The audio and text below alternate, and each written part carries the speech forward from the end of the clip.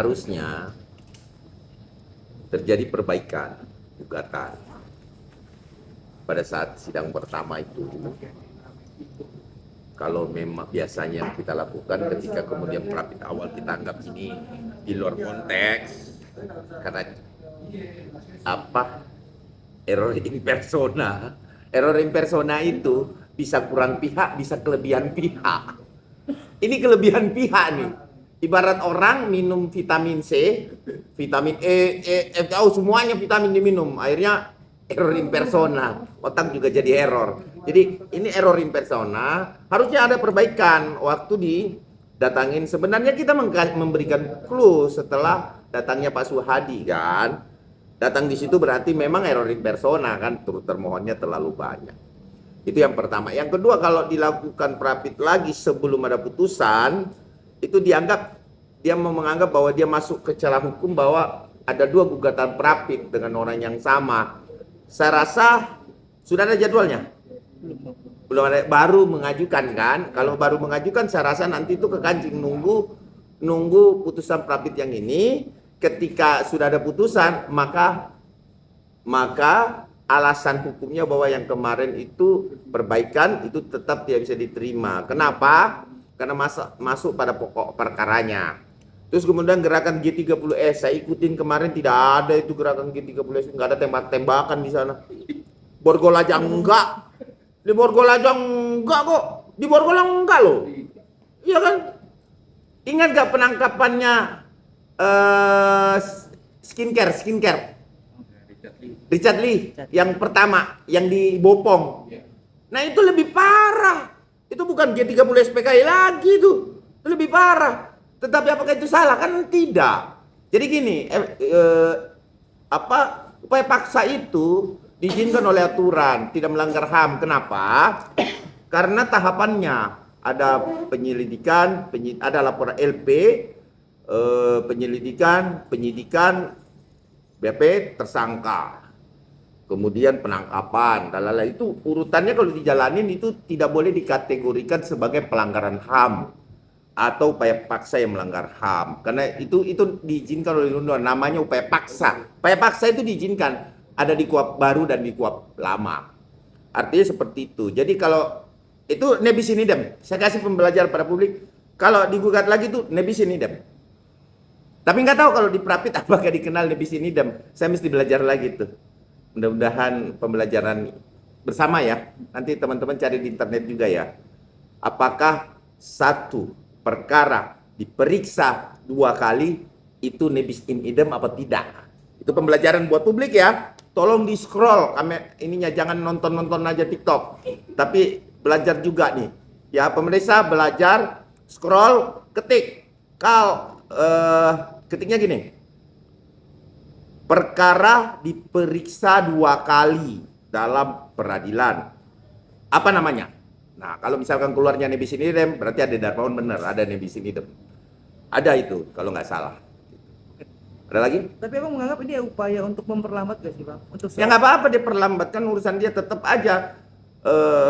Setelah putusan Prapit, kita semua pelapor, kita sudah kompak kok. Kuasa hukum Bapak Insinyur Joko Widodo, tim hukum Bapak Insinyur Joko Widodo, kuasa hukum pelapor, itu akan menyurat beramai-ramai ke Mahkamah Agung untuk dilakukan penetapan mengembalikan dalam sel tahanan Roy Suryo, dikarenakan yang pertama alasannya adalah mengulangi, yang kedua adalah residivis. Itu yang kita minta kepada Mahkamah Agung. Bang, dalam konteks kemarin Prapit yang diduga penangkapannya melanggar undang-undang anti pidana juga dari pihak Sandra juga, jadi udah cacat hukum dalam proses penangkapan. Siapa yang mau cacat? Ahlinya mereka. Yang ngomong si itu Bogor sama si PB Harun. Itu kan pendapat hukum dia. Penilaian ada pada majelis hakim atau bukan majelis. Tadi protes lagi gua. Kalau majelis itu rame. 3. Ada pada hakim tunggal, hakim ad hoc. Prapit penilaiannya.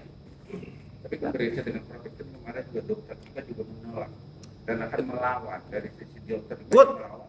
Apalagi cerai itu, nah itu kita terima. Keren. Itu keren. Itulah yang namanya kehebatan seorang advokat. Tetapi kalau kalah, berarti advokatnya, kalau kalah, advokatnya titit, tet, gitu. Jangan. Kita tidak biasa menghina orang. Bukan berarti advokatnya tidak pandai atau tidak efektif alasan-alasan hukumnya, bukan. Tetapi memang penilaian hakim belum nyampe ke alasan-alasan para advokatnya. Artinya masih mempertimbangkan lain.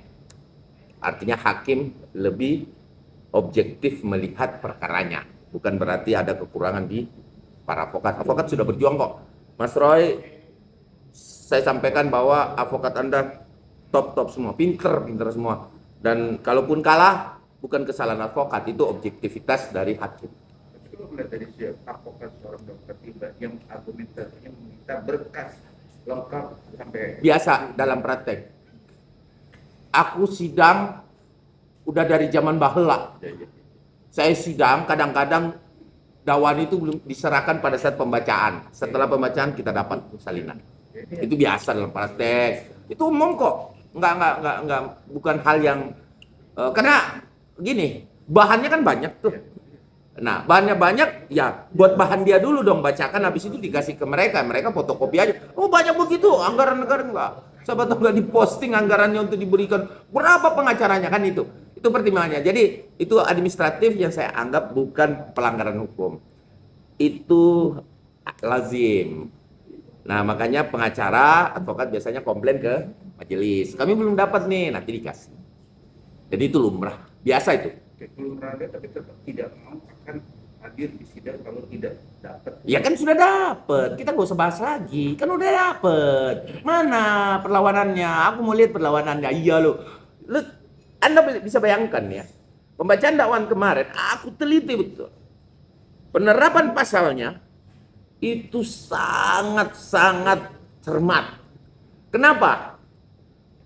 Di situ ada pasal pengulangan loh.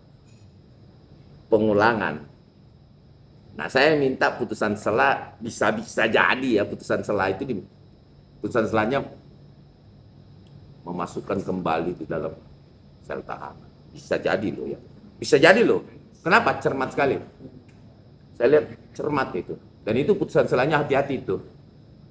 Ya kan? Bisa saja itu nanti putusan selanya ada mengembalikan terdakwa ke dalam sel tahanan. Bisa saja, tapi wallahu alam bishawab, hanya Allah yang tahu dan juga hakim yang memang bertanggung jawab berdasarkan ketuhanan yang Maha Esa. Allah yang tahu, tapi kan dokter Iqbal bilang bahwa dia pengen Jokowi hadir biar masyarakat tahu. Itu nggak usah diragukan. Kalau masalah hadir, nggak usah diragukan itu. Itu nggak perlu menjadi konteks pembahasan di dalam peradilan, karena itu bukan hal yang peradilan saat ini sebaiknya konsentrasi pada perlawanan aja sih. Ya kan? Perlawanan dan pengungkapan fakta.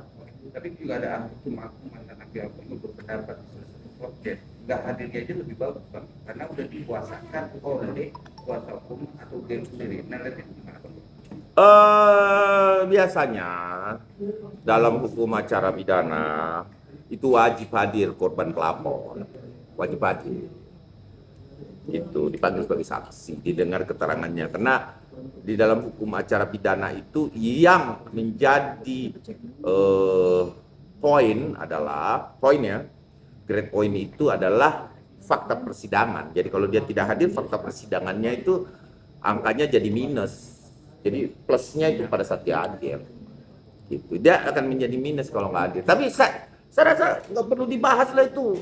Hadir, kalau Pak Presiden nggak mau hadir, haknya dia juga. Dengan bermohon pengacara untuk Zoom boleh, hadir secara fisik juga boleh. Yang penting hadir kan. Tetap, atau gue takut-takutin aja ya. Gak usah hadir Pak Jokowi. Zoom aja. Enggak hadir kok, hadir kok. Bang, masalah bertanya ini kan di proses pengadilan belum ada penetapan bersalah atau tidak, tapi sudah jalan dalam proses ini. Nah, yang kedua yang ada 4 orang itu gimana sih Bang prosesnya Bang? Yang dilaporkan Pak Jokowi itu jadi tersangkanya. Ya, kita tunggu proses selanjutnya. Tapi akan jalan dengan proses nanti kalau putus. Masa tersangka tidak jalan. Ada rahasia di situ. Nanti deh dilihat aja. Begitu mau dilimpahkan ya. Aku nanti kalau ngomong nih bahaya nih, nanti di counter loh. Di counter loh. Pembuktian kejahatan utama, kemudian nanti kejahatan berikutnya akan dibuktikan lagi kan. Nggak ada tersangka yang Nggak mau nggak mau ngomong itu dulu. Ngomong yang ini aja dulu ya. Artinya gini, kita tunggu proses hukum. Sekarang masuknya dalam perlawanan, kita ikuti perlawanan. Habis perlawanan, putusan selah. Putusan selah, setelah itu pembuktian. tapi kan keyakinan kita melawan perkara kasus Wijaya yakin juga Udah cermat, tidak obskur. Udah saya sampaikan. Kalau saya sebagai pengacara Dr. Tifa, aku juga mikir mau obskurnya di mana ya. Padahal cermat banget. Obskurnya di mana ya? Satu pasal dengan alat bukti berkaitan. bisa. Tapi punya keyakinan bahwa yakin Obskurnya di mana? Itu. Saya menjadi pengacaranya nih, Pak Dr. Tifa. Obskurnya di mana ya? Satu pasal dengan pasal yang lain berkaitan. ya, Terus di mana celahnya? Obskurnya di mana? kan perlawanan dia mengatakan Ya udah nggak apa-apa, lawan aja. Berusaha mengurangi barang bukti kok. Kemarin aku udah bicara di salah satu media besar ya kan. Ya ketahuan pembelaannya pengen ngurangin alat bukti. Ya kan langsung ketahuan ya kan. Oh bukan itu saja. Gitu. Ketahuan kan. Kan itu kita kan harus menjadi lawan sebelum Kan kita menjadi pembela. pasti Bang, orang yakin dengan pasti jasanya Pak Jokowi sudah juga tahu, akhirnya dia berani lawan Bang. Tapi kalau dia tahu hati nggak mungkin Bang berani secara itu misalnya terdakwa pasti berpikir Bang. Apa kemudian itu bisa Bang?